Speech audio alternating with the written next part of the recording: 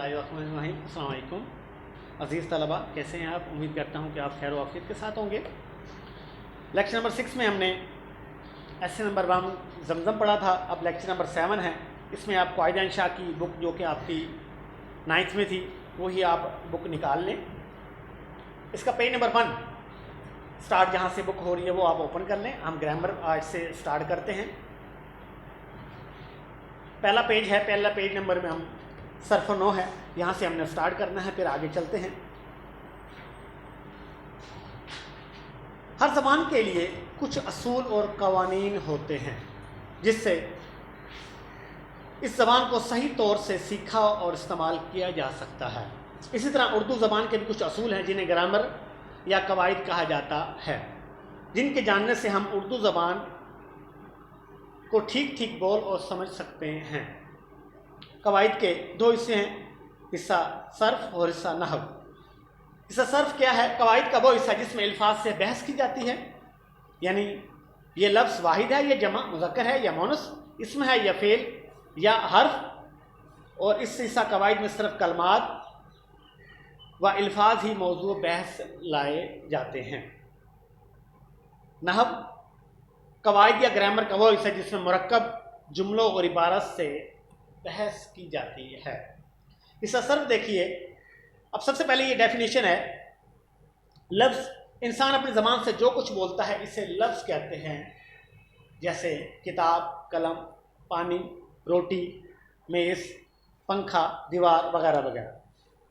Grammar शुरू करने से पहले मैं आपको बताता चलूँ कि हमारे यहाँ सिलेबस में क्या है 10th क्लास की उर्दू में। तो मैंने आपको बताया था 10th क्लास की उर्दू में भी 15 नंबर ही की ऑब्जेक्टिव आती है, जिस तरह के 9th क्लास में आती थी।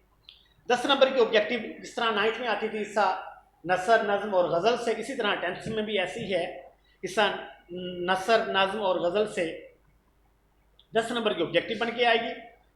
बाकी 5 नंबर की ऑब्जेक्टिव में 3 नंबर की ऑब्जेक्टिव हिस्सा ग्रामर जो कि आज हमने शुरू की है वहाँ से ऑब्जेक्टिव आएगी, और 2 नंबर की ऑब्जेक्टिव एराब जो कि अभी हमने शुरू नहीं की है वहाँ से ऑब्जेक्टिव बन के आएगी। टोटल आपकी 15 नंबर की ऑब्जेक्टिव होगी। तो ग्रामर हमने शुरू की है तो आपने इसको भी अच्छी तरीके से तैयार करना है, क्योंकि यहाँ से भी बोर्ड में 3 नंबर की ऑब्जेक्टिव जो है वो बनकर आती है। लफ्ज़ की किस्में, लफ्ज़ मौजू और लफ्ज़ मोहमिल। लफ्ज़ मौजू क्या है? वो लफ्ज़ जिसके कुछ मायने हो उसे लफ्ज़ मौजू कहते हैं। मसलन मेज़ और खाना, और भी कह सकते हैं कुर्सी, मेज़, पंखा, दीवार, दरवाज़ा, बोर्ड मार्कर वगैरह वगैरह, ये सारे के सारे लफ्ज़ मौजू हैं। लफ्ज़ महमिल वो लफ्ज़ जिसके कुछ मायने ना हो, वो लफ्ज़ जिसके कुछ मायने ना हो, जैसे यहाँ पे उसने बुक में दिया हुआ है रकाब वकाब। अब यहाँ पे उसने रकाब नहीं दिया जो कि बामाना है, वकाब दे दिया है जो कि बेमाना है। रकाब क्या होता है? जब हम, आपने देखा होगा घोड़े पर सवार होने के लिए जिस जगह पर पाँव रखा जाता है उसको रकाब बोलते हैं। उसके बाद है रोटी वोटी, तो रोटी नहीं दिया जो कि बामाना लफ्ज़ है, वोटी दिया जो कि बेमानी है। उसके बाद है पानी वानी, पानी बामाना है और वानी दिया है जो कि बेमानी है। इसके अलावा भी झूठ मूठ है। ये सारे के सारे लफ्ज़ जो है वो लफ्ज़ मोहमिल कहलाएंगे जिसके कोई मायने ना हो। उसके बाद आ जाए लफ्ज़ मौजू की किस्में हैं। कलमा है नंबर 1 और नंबर 2 है कलाम। कलमा अकेले बामाना लफ्ज़ को कलमा कहते हैं, जैसे मस्जिद, आया, घर, स्कूल, मदरसा, कॉलेज, यूनिवर्सिटी वगैरह वगैरह। नंबर 2 है कलाम। 2 या 2 से ज़्यादा बामाना लफ्ज़ों के मजमूए को कलाम या मुरक्कब कहते हैं। दोनों आपने नाम याद रखने हैं, कलाम भी है और मुरक्कब भी है। जैसे नेक लड़का, ताहिर नेक है। अब वो कह रहे हैं कलाम में 2 या 2 से ज़्यादा, मिनिमम कम से कम 2 लफ्ज़ हों, वो भी बामाना, और ज़्यादा से ज़्यादा जितने हों वो सारे के सारे कलाम कहलाएंगे। अब साथ एक और बात आपको बताता चलो ऑब्जेक्टिव के हवाले से, लफ्ज़ की भी वही एग्जाम्पल है जो लफ्ज़ मौजू की है, क्योंकि लफ्ज़ में किताब आया है, किताब लफ्ज़ भी है, लफ्ज़ मौजू भी है। किताब कलमा भी है। कलमे की डेफिनेशन देखिएगा, अकेला बामाना लफ्ज़ को कलमा कहते हैं। तो किताब कलमा भी है, किताब लफ्ज़ मौजू भी है, किताब लफ्ज़ भी है। डेफिनेशन इनकी अलग अलग, एग्जाम्पल इनकी सेम भी हो सकती है। अगर आपकी ऑब्जेक्टिव में किताब आती है और पूछता है कवायद की रूह से क्या है, तो आप इनमें से जो भी लफ्ज आप आएगा तो आप उसको सिलेक्ट कर सकते हैं। मतलब अगर लफ्ज आ गया तो भी सिलेक्ट कर सकते हैं किताब के हवाले से, अगर वो लफ्ज मौजू दे तो भी आप किताब के हवाले से बता सकते हैं कि लफ्ज मौजू है, अगर वो कलमा दे तो भी आप कह सकते हैं कि ये कलमा भी है। डेफिनेशन इनकी चेंज है थोड़ी सी, लेकिन इनकी एग्जाम्पल सेम है। अगर ये आ जाती है तो इस तरीके से आप किसी भी तरीके से उसको हल कर सकते हैं।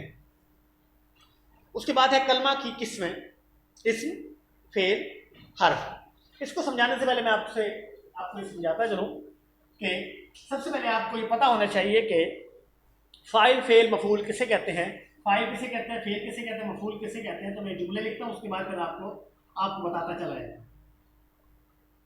अली ने खाना खाया। अली ने खाना खाया तो अली फाइल है, काम करने वाला। काम करने वाला जो भी होगा वो फाइल कहलाएगा। जिस चीज पर काम हो रहा है वो मफूल कहलाएगा। जिस चीज पर काम हो रहा है वो मफूल कहलाएगा। खाया फेल है। जो काम हो चुका हो या हो रहा हो फेल कहलाएगा। अब आपको पता चल गया है कि फाइल क्या है, फेल क्या है और मफूल क्या है। फाइल काम करने वाला, मफूल जिस चीज पर काम हो रहा है, और फेल जो काम हो चुका है या हो रहा है। अब आगे कलमे की किस्में, इस्म, फेल और हर्फ। इस्म वो कलमा है जो किसी शख्स, जगह, किसी चीज़ या कैफियत का नाम हो। जैसे महमूद है, लाहौर है, पंखा या नाम की जगह इस्तेमाल हो, मसलन वो, वहाँ, तो वो भी इस्म कहलाएंगे। फेल वो कलमा है जिसे किसी काम का करना या होना मालूम हो। आया, जाता, था, लिखेगा। अब जाना, लिखना, आया, आना जो है ये सारे के सारे फेल हैं जो कि काम हो रहा है या हो चुका है या होगा। तीसरी एग्जाम्पल है, तीसरी किस्म है हर्फ वो कलमा जो अकेला तो कुछ मायने ना दे लेकिन दूसरे कलमात के साथ मिलकर माना दे, इनमें ताल्लुक पैदा करे। जैसे मैं घर से मस्जिद तक गया, इसमें से और तक तो हर्फ हैं। याद रहे कि समटाइम्स ऑब्जेक्टिव में कलमे की किस्में, लफ्ज़ मौजू की किस्में भी पूछ लेते हैं, इनकी एग्जाम भी पूछ लेते हैं, तो आप लोगों ने इनकी एग्जाम भी तैयार करनी है। उसके बाद है नंबर 2 पेज पर इस्म की किस्में।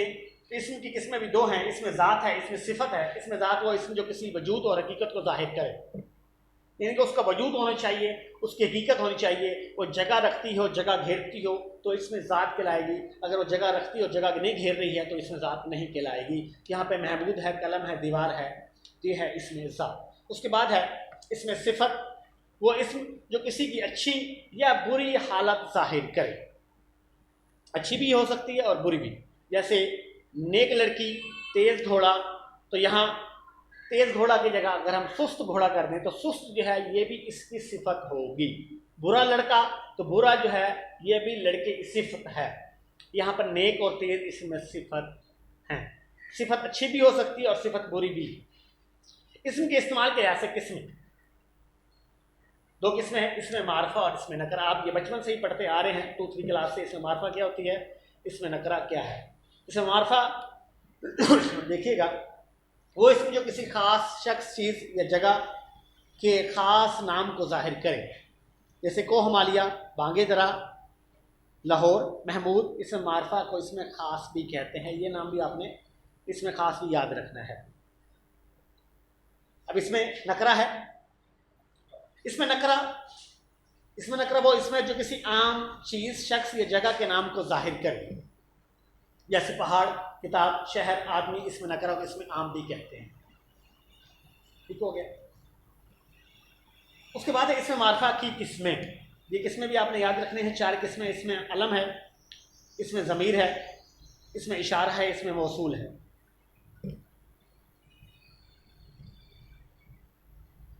इसमें अलम वो इसमें जो किसी शख्स के ख़ास नाम को ज़ाहिर करे, जैसे शायर मशरिक गालिब, मिट्ठू इब्ने कासिम, शम्सुल उलमा।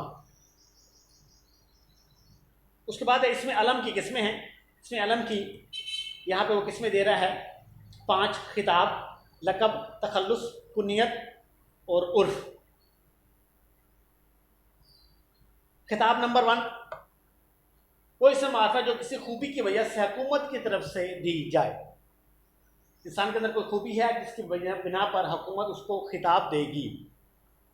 जैसे रुस्तम ज़मा, फारस का एक मशहूर पहलवान था जिसको रुस्तम ज़मा का खिताब दिया गया।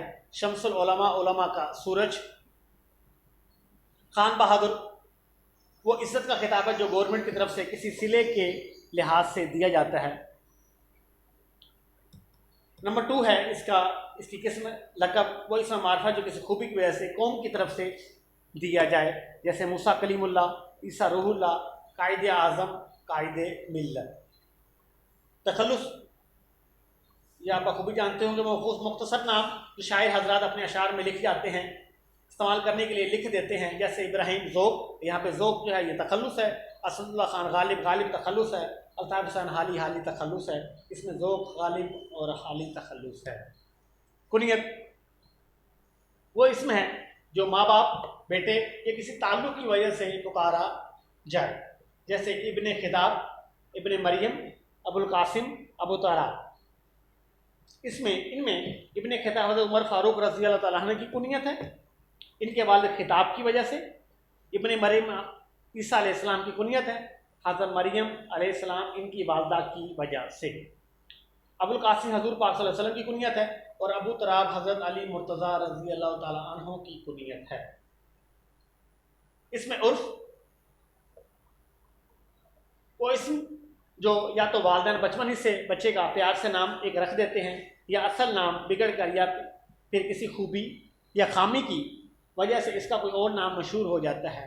जैसे यहाँ पे उसने दी हैं पप्पू है, मिट्ठू है, चंदा है, मून है। जवेद से जेदा बन जाता है, रशीद से शीदा बन जाता है, अकरम से अक्की है, बग्गा है या बग्गू है, लंगड़ा है। इमरान से मानी बन जाता है, गुंगा भी है, यहाँ पे छोटू है, लंबू है, वगैरह वगैरह।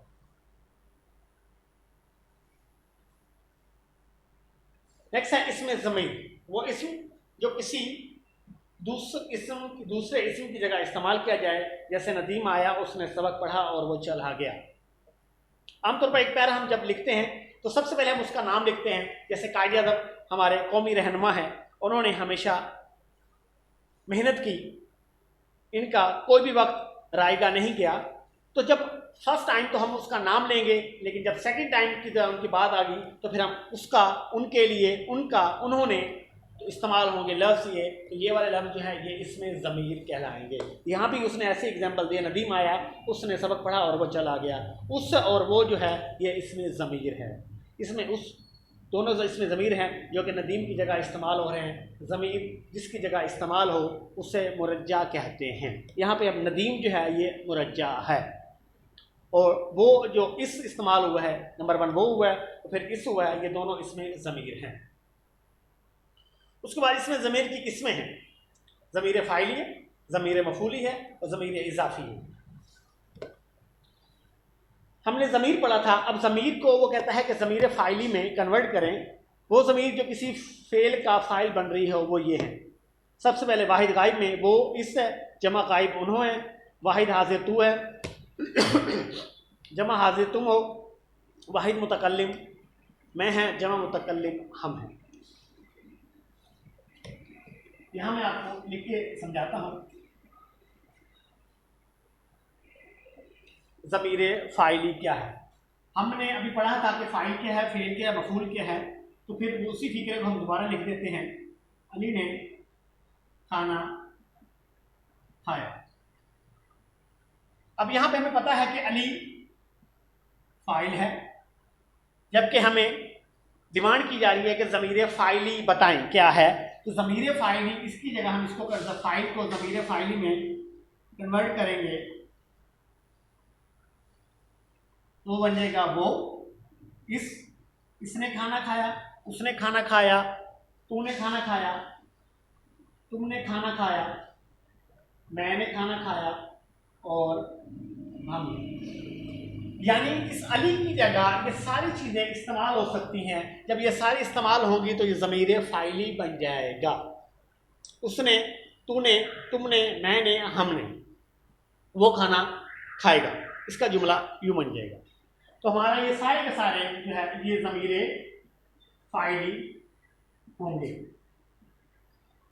ओके, नेक्स्ट हम अब आते हैं ज़मीर मफ़ूली पर।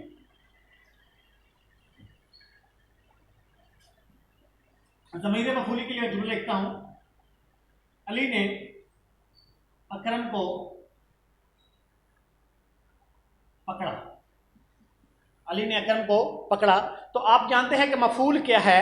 मफूल जो हमारा, ये अली हमारा फाइल है, आपको पता है, और ये अकरम हमारा मफूल है। जबकि हमें बुक वाले ने कहा है कि ज़मीर मफूली बताएं। तो ज़मीर मफूली जो है, तो फिर जुमला क्या बनेगा, जब मफूल जो है ये कन्वर्ट हो जाएगा ज़मीर मफूली में,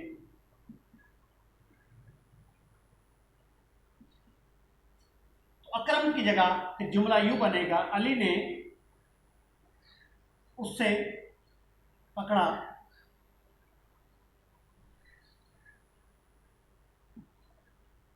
अली ने उन्हें पकड़ा, अली ने तुम्हें,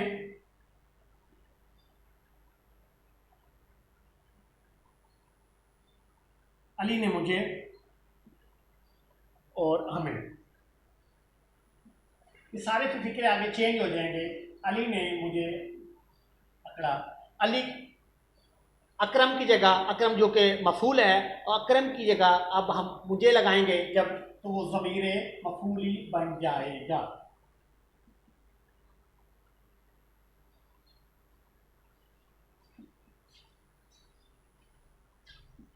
ये ज़मीर मफूली हमारा हो गया।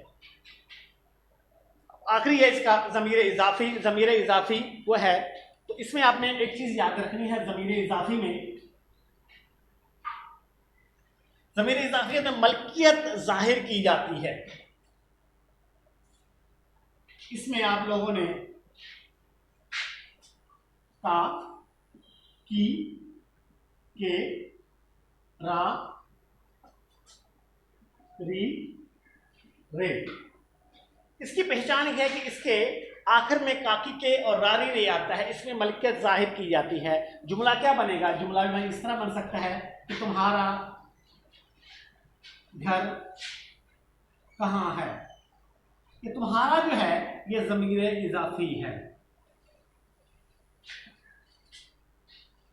अब तुम्हारा की जगह तुम्हारी कलम कहाँ है, तुम्हारी जो है ये ज़मीर इजाफी हो जाएगा। इसी तरह हमारा घर ये है, उसका घर कहाँ है, उनका घर कहाँ है, तुम्हारा घर कहाँ, ये सारे के सारे ज़मीर इजाफी कहलाएंगे। तो बेटा आज तक का हमारा ये लेक्चर नंबर जो 7 है ये यहाँ पे कंप्लीट होता है, मुकम्मल हो जाएगा। तो मैं डायरी आपको दे देता हूँ। डायरी आपने, ये जो ग्रामर हमने अभी पढ़ी है, इसी ग्रामर को आप लोगों ने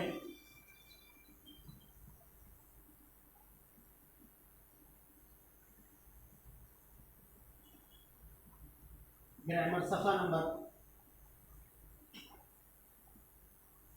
आपने 1 और 2 पेज आपने प्लस आरती करनी है। आज तक के लिए इतना ही। अल्लाह हाफिज़।